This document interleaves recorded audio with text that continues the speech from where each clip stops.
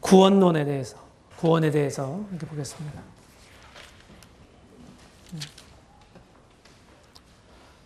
우리 지난 시간에 복음이 무엇인가 생각해 봤습니다.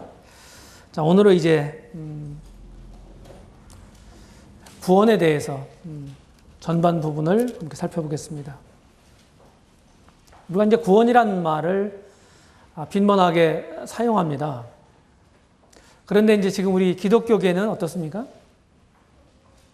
기독교계는 어떤 무리들의 이제 의해서 이 기독교계의 이제 구원이란 단어의 인식은 성경에서 가르치고 있는, 성경에서 말하고 있는 용어임에도 불구하고 부정적인 인식이 깔려 있습니다.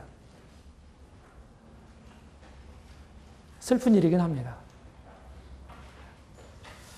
이와 같은 상황 속에서, 이런 환경 속에서 우리가 어떻게 이런 용어들을 제대로 이해하고, 이런 교리를 제대로 이해하고 어떻게 우리가 이 구원을 전할 것인가.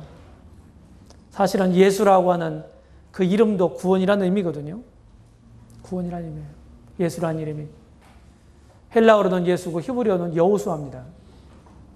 여호와는 나의 구원이시다는 뜻입니다. 그것이. 그럼에도 불구하고 사람들이 부정적인 인식을 가지고 있는 거예요.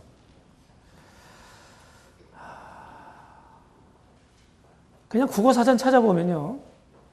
구원이란 말은 어떤 위급한 상황이나 위경에서 건짐을 받는다, 구출받는다 하는 의미로 정의되어 있습니다.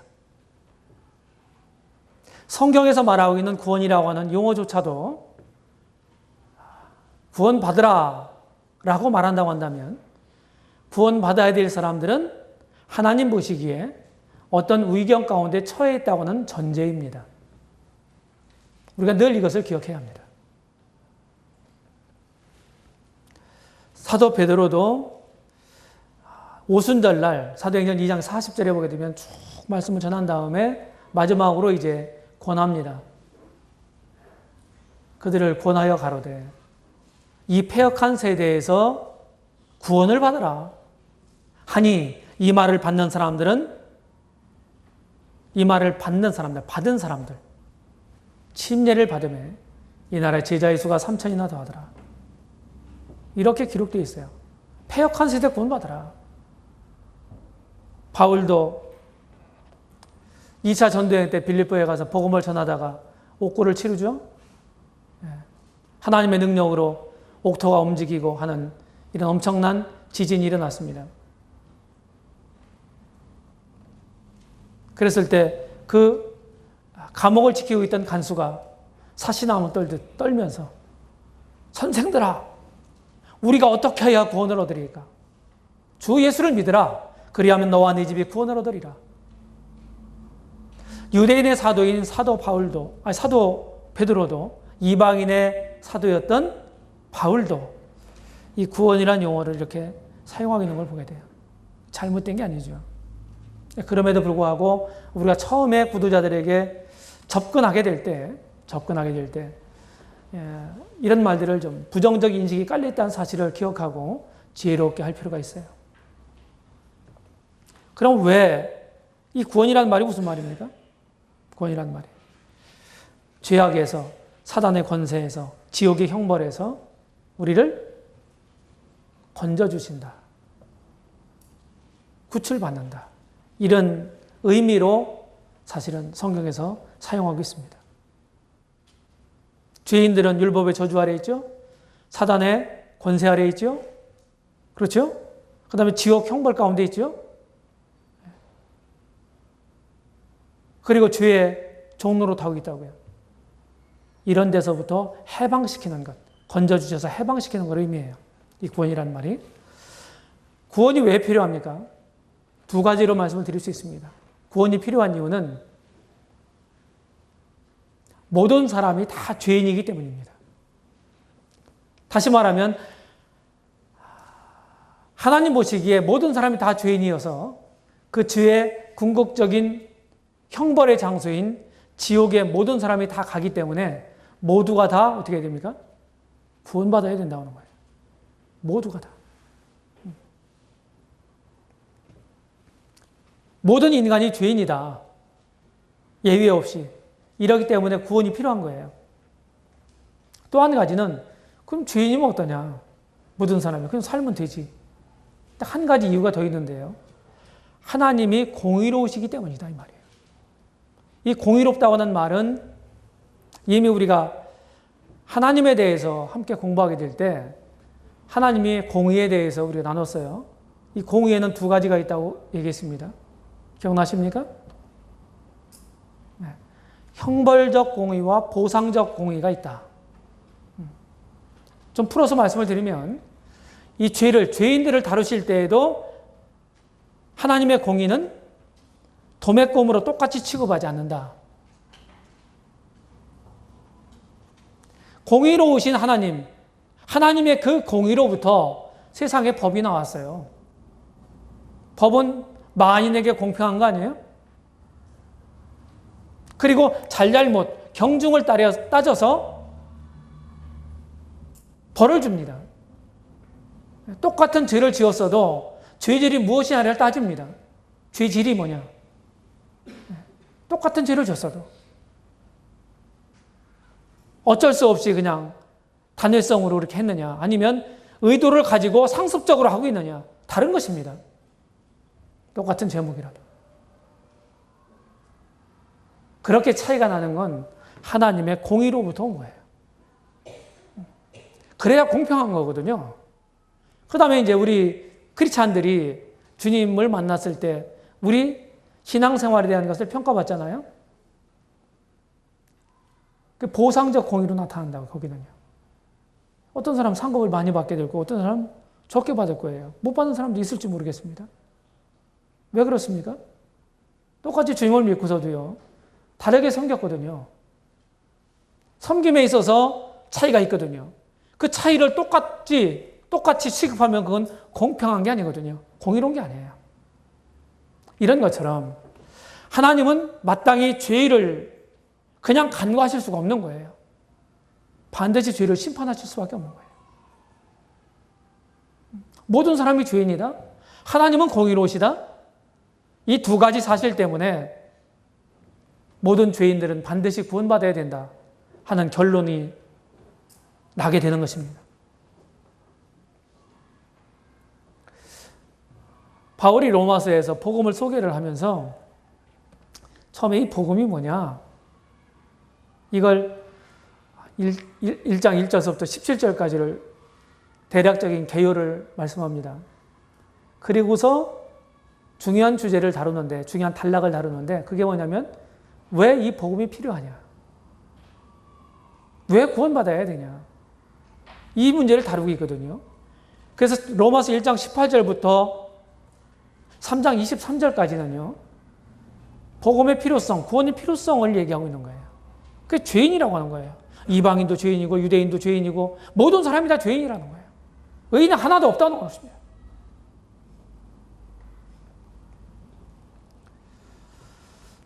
하나님은 우리 같지 않습니다. 그래서 이런 하나님을 우리가 알게 될 때 어떻게 됩니까? 바른 분별이 오는 거예요. 항상 하나님을 우리 수준으로 끌어내려서 생각하는 경향이 있습니다. 그런 하나님이 아니라고요. 우리 인간적인 사고 속에 갇혀있을 뿐이 아니에요. 하나님은 결코 죄를 눈감아 주실 수 없는 분이에요. 출애굽기 34장에서도 나 여호와는 결단코 면제하지 아니하고 그 죄악을 그 자손, 그 당사자뿐만 아니라 3, 4대까지 묻겠다고 말씀하셨어요. 참 이런 말을 우리가 들으면요, 무섭죠. 우리 부모가 잘못하면요, 자식들까지도 영향을 미칠 수 있다는 얘기예요. 두려운 얘기예요. 실제로 그런 예들을 우리는 얼마든지 우리 주변에 찾아볼 수 있어요.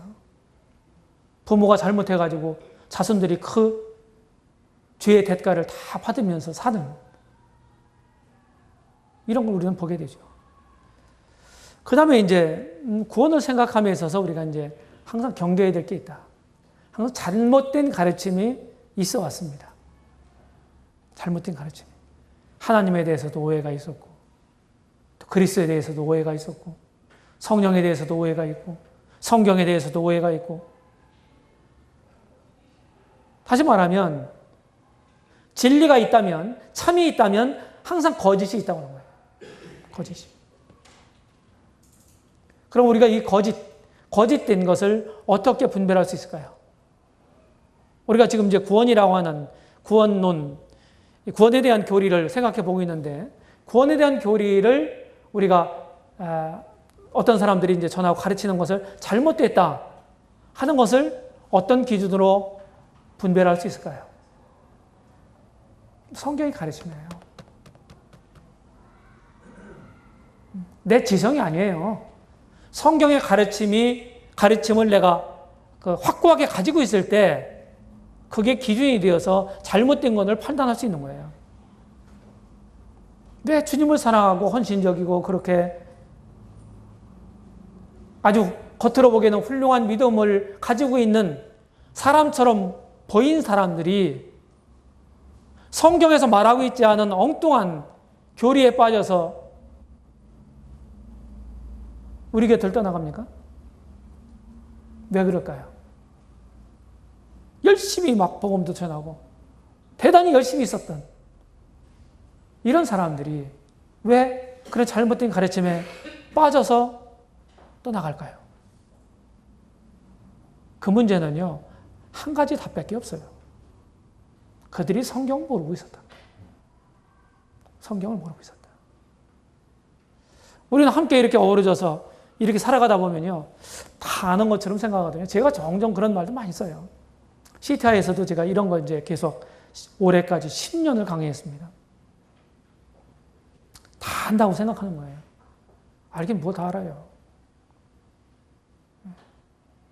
제가 늘 말씀드리는 건 뭐냐면, 이런 성경의 진리들을 내가 다른 사람들에게 내 말로 설명할 수 있어야 되는 거예요. 그 수준이어야 진짜 내가 아는 거예요.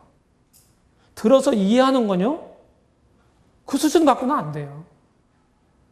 그 수준 갖고는. 그래서 우리가 계속해서 반복해서 새기고 가르침 받을 필요가 있다고 하는 것입니다. 그래서 이런 강의를 들으면서 훈련생들이 뭐라고 얘기하면 인식이 달라졌다. 교리에 대해서. 딱딱하고 그냥 뭐 기본적인 거고 이런 생각을 했었는데 생각이 달라졌다. 이런 간증을 들었습니다. 어떤 면에서 저는 이런 이 성경 교리를 많은 사람들에게 확고하게 가르치는 일에 있어서 굉장히 사명감을 가지고 있어요. 그래서 새로운 마음 태도를 가지고 임하시기 바란다고 하는 것입니다.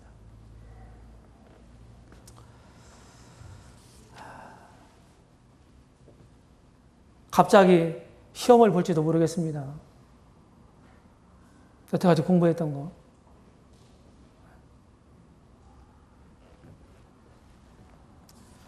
자, 구원의 경계. 구원의 경계. 그럼 이런 구원과 관련돼서 어떤 문제들이 생겼냐 이 말이에요. 문제들이 있냐 이 말입니다. 여기 제가 이제 세 가지를 말씀드렸는데 무속적 가르침이 있다. 무속적 가르침. 무속이란 말은 그 샤머니즘을 가리키는 것입니다. 샤머니즘. 미신이죠. 그래서 하나님을 잃어버린 사람들의 마음 가운데 사단이 이 종교 논리를 심어놨습니다. 그래서 모든 어느 종족이든지 간에 이 종교 논리가 항상 있어요. 야, 거룩한 어떤 신이 있을 거다. 그리고 그 신에게 나아가려면 우리가 진짜 정결하고 선하고 이렇고 의롭고 이런 거룩한 이런 그 우리 행위를 열심히 해야 그분께 나갈 수 있을 거다. 이런 생각, 이런 논리. 이게 사실은 종교 논리거든요. 그런데 이 기독교 안에서도요, 어떤 생각 가지고 있냐면, 이제 기독교계라고 하는 테두리 안에 한번 생각해 보자고요. 교회 열심히 다닙니다. 교회 이제 어느 정도 다니면 직분도 받잖아요. 그리고 열심을 내고 헌신도 합니다.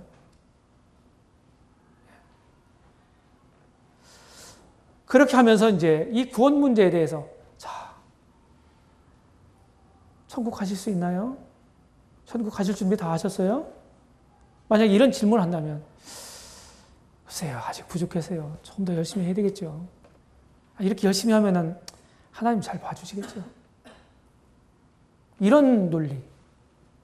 이게 뭐냐면 기독교계 안에 있는 무속적 사상이에요.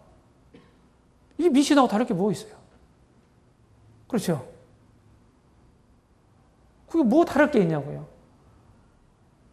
예전에 우리 그 조상들이 아침 일찍 어머니들이 할머니들이 일어나서 그냥 새벽에 찬물에 머리를 곱게 빗어 넘기고 쪽을 찌고 그러고서 이 정한수를 탁 떠놓고 장독에 가서 손이 발이 되도록 빌잖아요. 왜? 집안 잘 되고 자식 잘 되라고.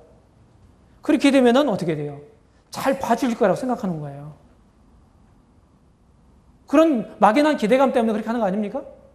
그거하고 다를 게 뭐가 있나요? 이런 사상이 교회 안에도, 하나님의 교회라고 하는 이 교회 안에도 흘러 들어온 거예요. 다시 말하면 사단이 이런 사상들을, 이런 생각들을 심어놨어요. 교회 안에도. 이게 문제고요. 또 하나는 이제 굉장히 이제 좀 뭐라고 할까? 강경한 입장에 이런 잘못된 건데, 피해 복음은 낡은 복음이다. 이렇게까지 표현하는 사람들이 있어요. 이런 이단들이 있습니다. 그래서 현대주의자들, 자유주의자들, 신신학자들, 이런 사람들은 안 믿는 거죠. 성경에서 말하는 복음을 안 믿는 거예요. 이런 사람들이 있고, 그 기적도 안 믿고, 이 사람들은. 예수님 부활도 안 믿고. 이런 사람들이 있고, 또 한 부류는, 이 부류에 속하는 또 한 부류는 성경을 존중하긴 하는데, 신약과 구약의 차이점을 알지 못한 채 구약의 이스라엘에게 주셨던 모든 율법과 규례를 다 준수해야만 구원받는다. 오늘날에도 안식일을 철저하게 지켜야만 된다. 이렇게 생각하는 율법주의자들입니다. 율법주의자들. 이거 이단입니다. 그들 나름대로의 논리를 펴니다. 그래서 그들은요, 레위기 11장에서 가르치고 있는 돼지고기도 안 먹고요.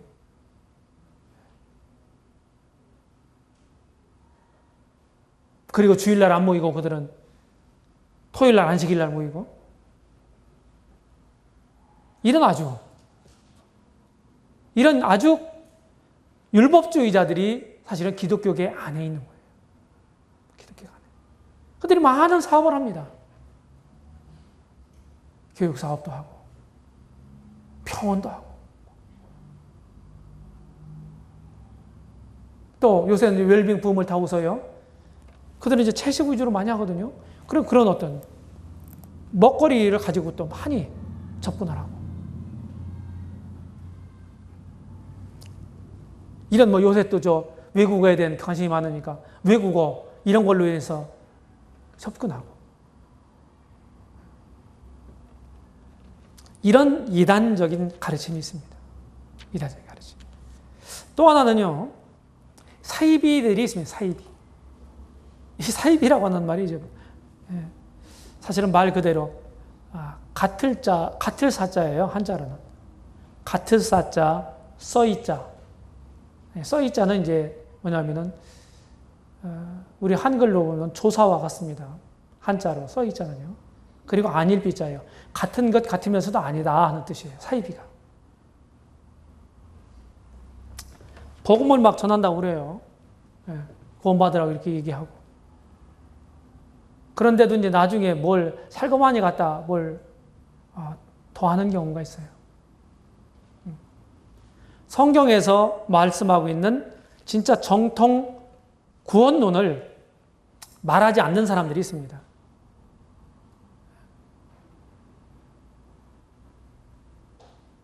그리고 천국 가는 문제가 믿은 다음에 우리의 삶과 어떤 관계가 있다고 생각을 하는 거예요. 그렇게 가르치는 거예요. 이런 것들은 성경에서 말하고 있는 복음과 다른 것입니다.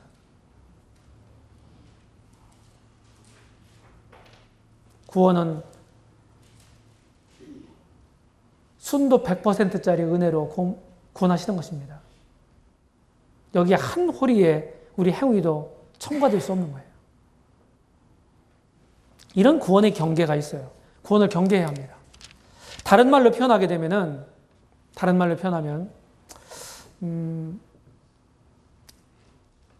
율법주의가 있어요. 율법주의.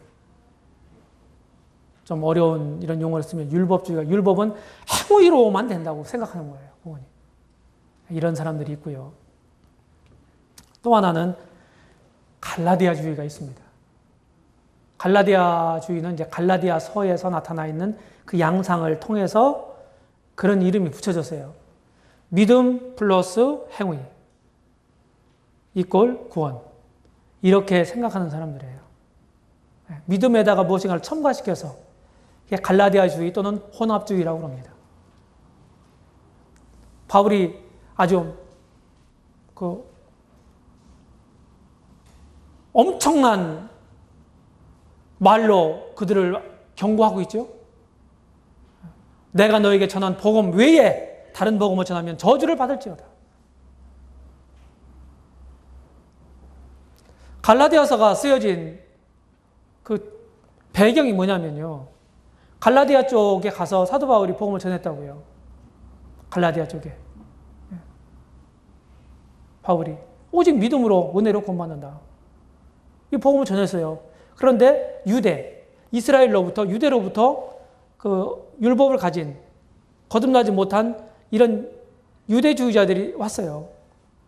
그러면 그쪽 갈라디아 지역에도 가서 바울이 회당이나 유대인의 회당이나 이런 데를 가서 복음을 전했잖아요. 그럼 자기 동족들한테 갔겠죠. 믿음만 갖고 안 된다. 우리 율법을 지켜야 되고 구약에서 말하는 할례도 받아야 되고 이렇게 얘기했단 말이에요. 그러니까 새신자들이 헷갈리고 있었어요. 그런 소식을 듣고 바울이 갈라디아서를 쓴 겁니다. 갈라디아 지역에 있는 교회들에게 편지한다. 갈라디아 지역은 한 지명, 도시 이름을 가리키는 게 아니고 한 권역을 말하는 거예요.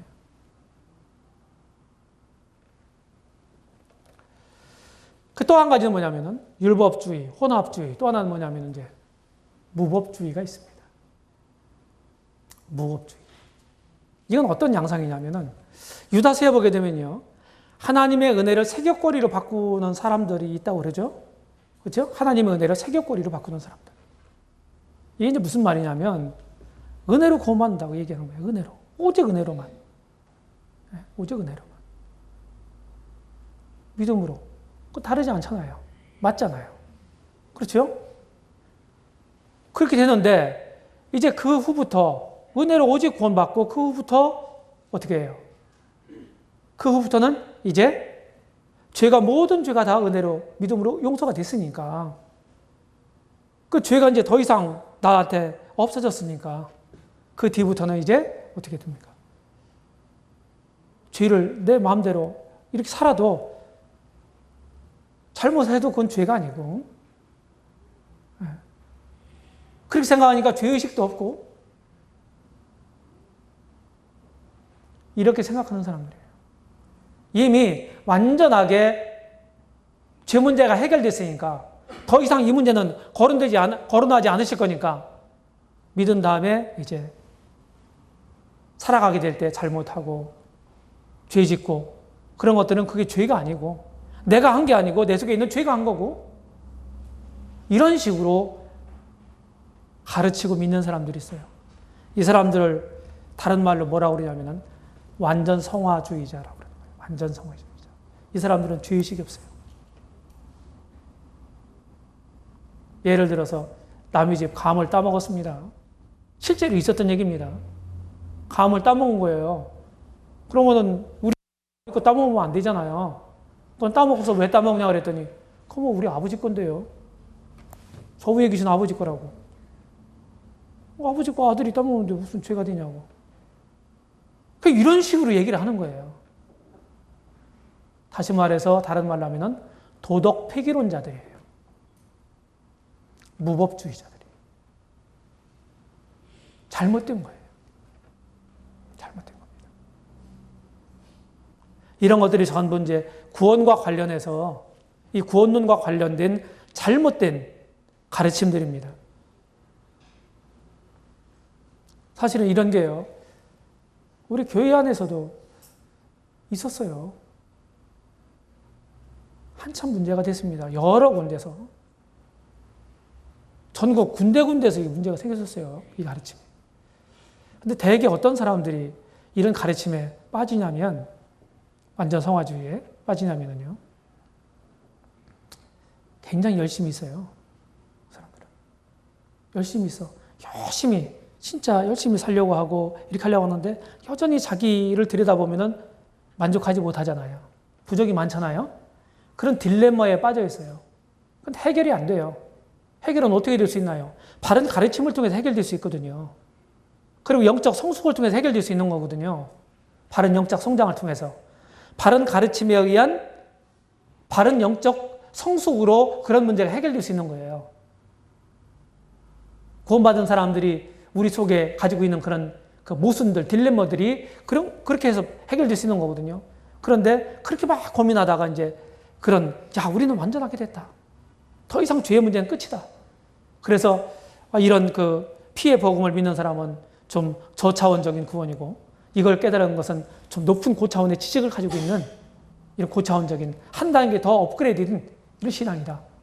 이러면서 그렇지 못한 사람들을 이제 폄하하는 이런 양상으로까지 나갔거든요. 이게 뭐냐면요. 영지주의자들이 그랬어요. 영지주의자들이. 자기들은 새로운 지식을 가지고 있다 이게요. 그런 분들을 하면은 비웃죠. 어떻게 비웃어요? 나도 전에 그랬었는데 지금은 그렇지 않아. 내가 한 단계 더 그 높은 수준을 깨닫고 있는 거야. 이런 식으로 생각하고 있는 거예요. 그러니까 뭐예요? 교만한 거죠. 그런데 성경 전체의 가르침을 보게 되면 주님을 잘 배우고 그리고 잘 성숙하면요. 어떻게 돼요? 사람이 교만합니까? 겸손해집니까? 겸손해지는 거예요. 왜? 주님을 닮으니까. 겸손한 주님을 닮으니까. 그렇죠? 근데 이 사람들은 교만해진다니까요. 이건 잘못된 사상이 들어간 거예요. 성경은 그렇게 되어 있지 않아요. 성경. 그래서 이런 점들을 마음에 꼭 두기를 바랍니다.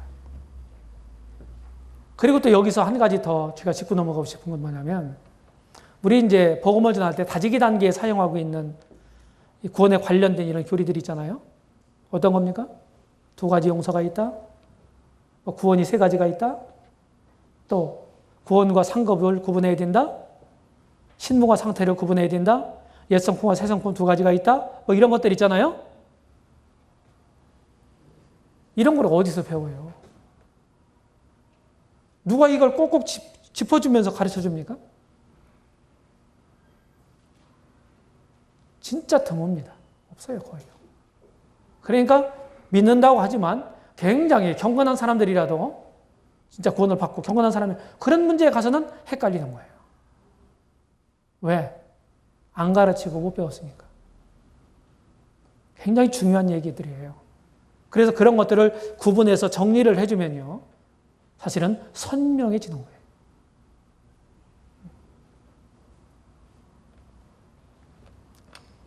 복음을 풀어주고 내가 믿는다. 여기까지 하고서 그만두는 것보다 다지기 단계까지 다 해서 하게 되면 굉장히 명료해져요. 언제나 저는 그런 걸 경험해요. 복음 전할 때. 이번에도 그랬어요. 이번에도. 한 거하고 안 한 거하고 차이가 있는 거예요. 자, 그 다음에 구원은 어떻게 제공됐나 하는 문제를 함께 나누겠습니다. 구원은 어떻게 제공됐나. 구원의 필요성을 다 모든 사람들이 다 가지고 있는데요. 어떻게 구원이 제공되나. 하나님이 하나님은 삼위일체 하나님이잖아요. 예. 이제 성경에 보니까 하나님, 성부 하나님이 구주를 예비를 하십니다. 언제부터? 이 복음이 언제부터 예비가 됐다고 그랬어요? 성경 창세전에, 영세 전부터, 만고 전부터, 영원한 때 전부터. 뭐 이런 식으로 성경에 표현되어 있다고요. 그때 예비를 하세요. 그러면 어떻게 사람들도 안 만들어지고 아무것도 없는 상태에서 어떻게 이렇게 하실 수 있나 도대체. 근데 우리 생각으로 그런 하나님을 이해하려고 하거든요. 근데 하나님에게는 시간이 없어요. 하나님은 언제나 현재거든요. 그런 하나님을 우리가 안다면 결코 그건 모순되지 않는 거예요. 우리 인간 입장에서 시간과 공간을 넘어서 1000년, 2000년 후에 있을 일들도 지금 현재 이렇게 똑같이 보는 것처럼 그렇게 하나님은 말씀하실 수 있는 분이란 말이죠. 그러니까 정확하게 예언이 성취가 될 수 있는 것입니다. 하나님이 구주를 우리를 위해서 예비하셨어요. 베드로전서 1장 20절에 보게 되면은 뭐라고 그랬습니까? 창세전에 어린 양을 예비하셨다는 거예요. 창세전에. 이 어린 양은 창세전부터 미리 알리신 바 된 자나 말세에 나타내기로 예비하였으니 이렇게 말씀하시고 있거든요. 그래서 우리가 구속된 것이 뭡니까? 금이나 은가치가 없어질 것으로 된 게 아니고 어린 양 같은 그리스도의 보배로운 피로 된 거다. 베드로가 이렇게 말씀하는 거예요. 창세전에 미리 알리신 바 된 자다. 성부 하나님이 바로 우리의 구원을 위해서 구주를 이렇게 오래전에 예비해 주셨습니다. 우리는 복음을 전할 때요. 복음을 푸는 단계에서 구성이 어떻게 되어 있냐면 지금 중요한 컷을 말씀드리면 예수님의 두 가지 이름, 예수와 임마누엘의 이름부터 시작합니다. 그러니까 처음에 어떤 사실을 딱 던져주고 그리고 나중에 그런 것들을 풀어가주는 그런 방법이 효과적이다. 제가 말씀드렸어요. 이 방법을 두괄식 방법이라고 말합니다. 이미 어떤 총론적인 것을 던져주고 이 명제를 던져주고 그걸 풀어가는 방법이에요. 다 그렇게 되어 있거든요. 두 이름은요. 예수님은 구주와 우리 주님이시라는 거예요. 결론을 얘기하면. 내 죄 문제만 해결해 주신 분이 아니고 그분은 나의 주가 되시기 위해서 죽으시고 부활하셨다고 한 거예요. 성경에 그렇게 되어 있어요. 우리는 바가리 청문회에서 고장난 인생이라는 얘기를 하잖아요. 하나님을 잃어버렸다는 거예요. 내가 하나님을 마음에 두기를 싫어했고요. 생수의 근원이 하나님을 버렸다고 하는 거예요. 그럼 그 하나님을 도로 모셔야 되는 거거든요. 원위치에. 그게 회복이거든요. 원상 회복. 근데 그냥 안 된다고 그냥 안 되는 거죠. 거룩하신 하나님이 내 속에 들어오시려면은 그 더럽고 추악한 죄 문제를 해결해야만 되는 거예요. 하나님이 납득하실 수 있는 방법으로. 그래서 예수라는 이름을 가지고 있는 그 메시아께서 죄 문제를 먼저 해결하시고 그 다음에 그분이 나의 주, 나의 하나님으로 내 속에 오실 수가 있는 것이다. 논리가 이렇게 되는 거예요.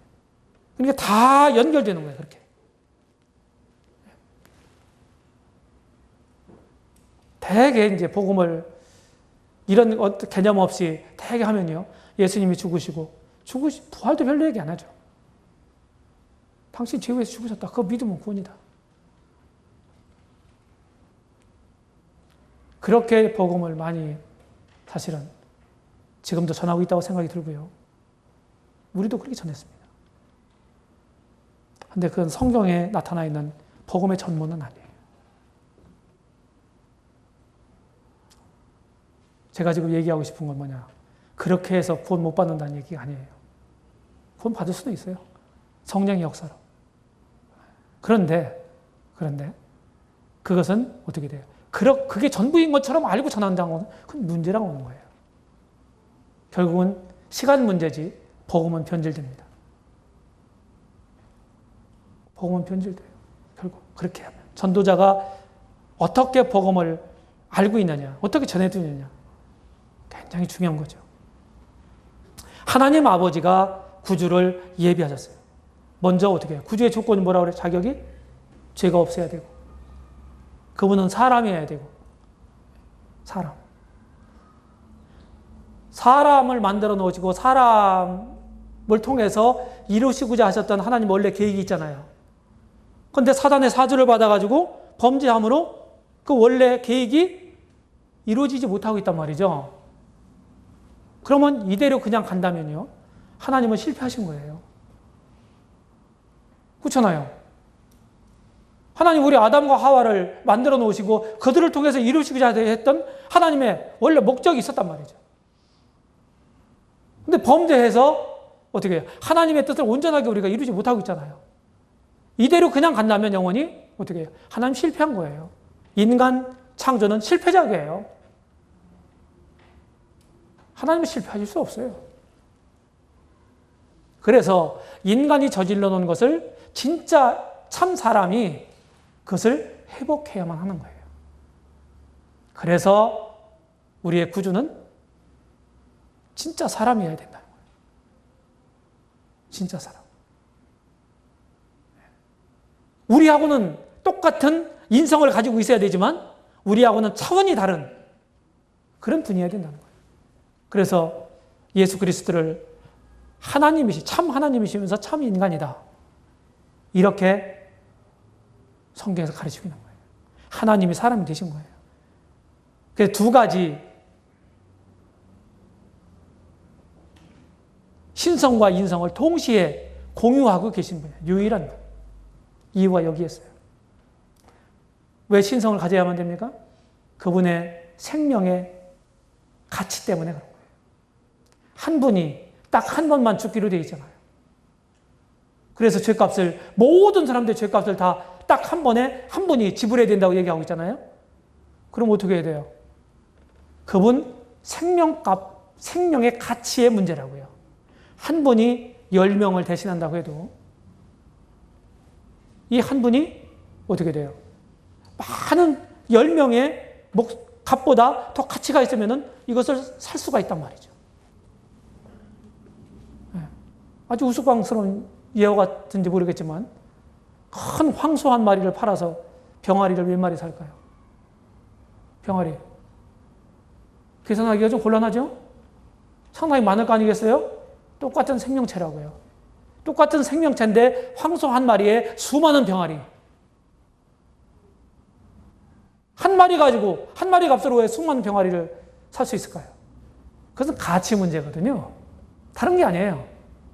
그럼 하나님이라면 우주 만물을 지으신 분이기 때문에 우주 만물보다 그 값이 더 비싼 거예요.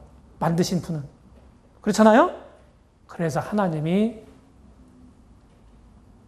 구속을 이루셔야만 됐고, 또 사람이 저질러 놓은 일을 진짜 사람이 회복하기 위해서, 원상 회복시키기 위해서 진짜 사람이어야만 됐다는 거예요. 여기에 깊은 이런 진리가 들어있는 거예요. 저는 이런 얘기를 제가 전도를 들을 때, 전도를 받을 때 이런 얘기를 제가 들어본 적이 없어요. 그리고 전도자들이 얘기하는 것들을 제가 들어본 적이 없습니다. 저는 제가 공부하면서, 구원사를 공부하며 제가 터득한 거예요.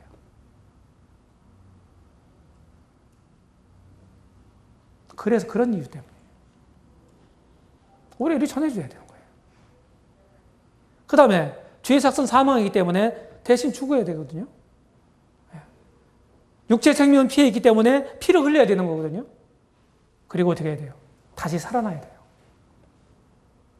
죽었다가 살아나야 돼요, 대신. 죄가 없고 진짜 사람이셔야 되고, 그리고 그 생명의 가치를 가지고 있는 그런 분이 나를 대신해서 피 흘려 죽었다가 살아나야 된단 말이죠. 이것이 우리를 구원할 수 있는, 구원하시고자 하는 하나님이 준비하신 우리의 구주다 이 말이에요. 메시아다 이 말이에요. 부활에 대한 얘기를 별로 이제 강조하지 않고 그냥 주도 우리 죄를 위해서 죽었다 살아나셨다, 이런 정도로만 이제 터치를 하고 일반적으로 그러는데, 부활이요, 제가 이제 복음을 전하다가 저도 전에는 그렇게 못 전했어요. 이제 복음을 계속 전했잖아요, 우리가. 지금 계속 이렇게 10년 동안. 그러면서 계속 제가 이제 자리를 만들어 왔단 말이죠. 그렇게 하면서 주님이 깨우쳐 주신 거예요. 이 부활이 보통 의미가 있는 게 아니더라고요. 십자가에 죽으신 예수님을 누가 살렸습니까? 누가 살렸어요? 하나님이 그를 살리신지라. 그렇죠? 부활의 의미가 고린도전서 15장 17절에 보면요. 만일 그리스도께서 다시 살지 못하셨으면 너희 믿음도 헛되고 너희가 여전히 죄 가운데 있을 것이요. 이 말씀이 있더라고요. 제가 그 말씀을 딱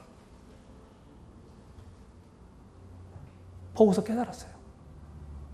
부활이 없다고 한다면 아무리 십자가에 죽어버리고 마신 예수님만은 전한다고 한다면 그걸 믿어도 헛것이구나. 예수님 부활하지 않았다고 한다면 예수님 죽으셨어도 내 죄 문제가 해결된 게 아니구나. 그럼 성경 전체적으로 어떤 의미가 있느냐? 구약 제사법으로 얘기를 하면 예수님의 부활은 하나님이 예수님이 나를 위한 죄의 제사를 연락하셨다고는 뜻이에요. 연락하셨다. 제사를 드리는 것도 중요하지만 드리는 것이 전부가 아니죠. 하나님 받으셔야죠. 그 제사를. 그렇죠? 받으셔야 되는 거예요. 부활이 그런 의미가 있다. 연락의 의미가 있다. 그런 깨달음이 됐을 때 부활이 얼마나 중요한가. 그러고서 성경 고찰해 왔단 말이에요. 사도행전 2장이나 5장이나 베드로가 복음 전하는 모습 보세요. 뭐에 대해서 더 많이 말하고 있는지. 부활에 대해서 얘기하는 것이 훨씬 많은 분량을 차지하고 있습니다. 비교가 안 돼요. 분량적으로 보면. 그러니까 부활을 얘기하고 온 거예요. 부활은 어떤 사람이 하나요? 죽은 사람이 하는 거예요. 부활을 전하면 죽음까지도 전하는 거예요. 왜? 부활은 죽음을 전제로 하기 때문입니다. 아무나 구원자가 될 수가 없다는 거예요. 이런 우리를 위한 구원자를 하나님이 우리를 사랑하셔서, 나를 사랑하셔서 창세 전부터 예비하셨다는 거예요. 이 성경 가르침이에요. 그 다음 또 하나는 그런 계획대로 그 아드님, 예수님이 이 구속을 완성하셨다는 것입니다. 히브리서 10장에 보게 되면 9절, 10절에 보면요. 8절, 9절에 보면은 우리 주님이 그런 고백이 나와요. 보시옵소서. 하나님께서 나를 가리켜 기록한, 두루마리책에 나를 가리켜 기록한 것 같이 내가 하나님의 뜻을 행하러 왔나이다. 그 하나님이 뜻하시고 계획하신 바를 이루기 위해서 우리 주님 예수님이 오셨다는 거예요.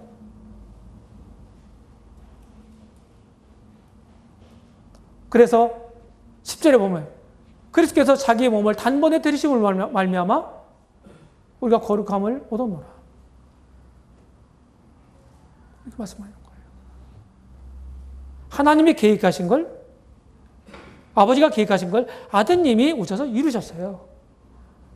구속은 2000년 전에 완성이 된 것입니다.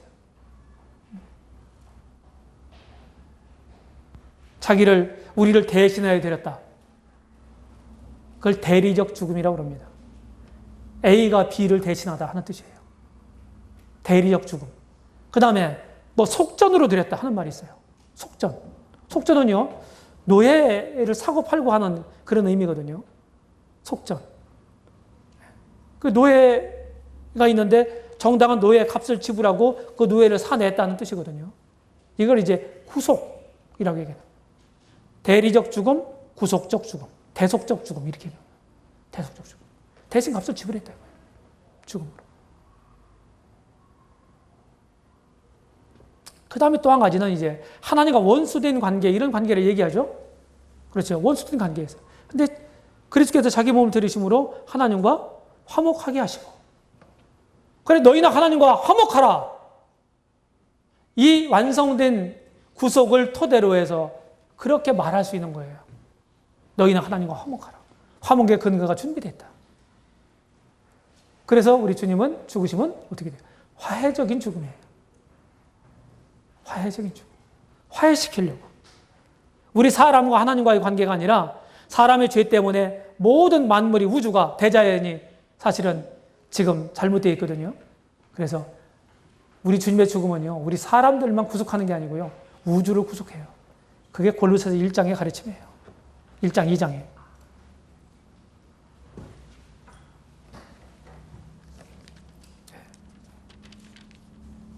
또 하나는 우리 주님이 안 죽으셔도 되는데 대신 죽어주신 거잖아요.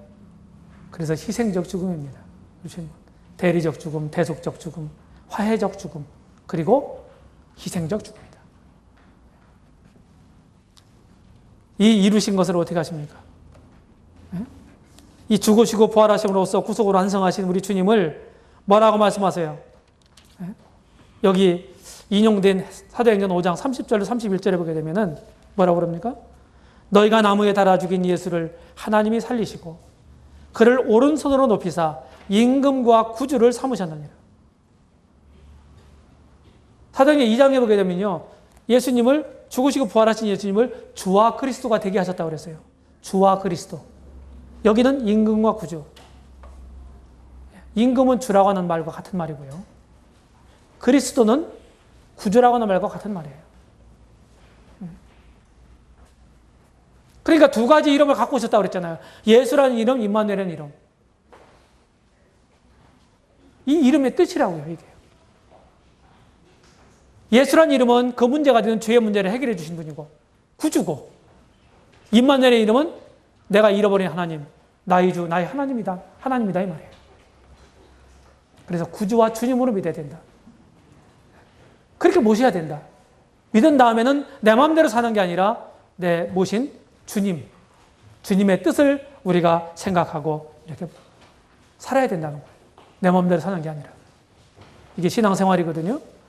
그 다음에 마지막으로 성령님이 이 구주를 증거하십니다. 그렇죠? 요한복음 15장 26절에서 내가 너에게 보낼 보혜사 곧 아버지께로서 나오시는 진리의 성령이 오실 때에 그가 나를 증거할 거다. 이렇게 우리 주님이 미리 말씀하셨고, 사도행전 1장에 보게 되면은 성령이 임하시면 너희가 권능을 받고 내 증인이 되리라. 이렇게 말씀하신 대로 성령님이 임한 사람들, 즉 거듭난 사람들, 이런 사람들을 통해서 하나님 아버지가 계획하시고 또 아들 우리 주 예수 그리스도께서 완성하신 이 구속을, 복음을, 구원을 성령이 전하시는 겁니다. 전도자를 통해서. 그래서 우리가 이렇게 구원함을 받고 주님을 섬기고 있는 것입니다. 오늘은 여기까지 하겠습니다.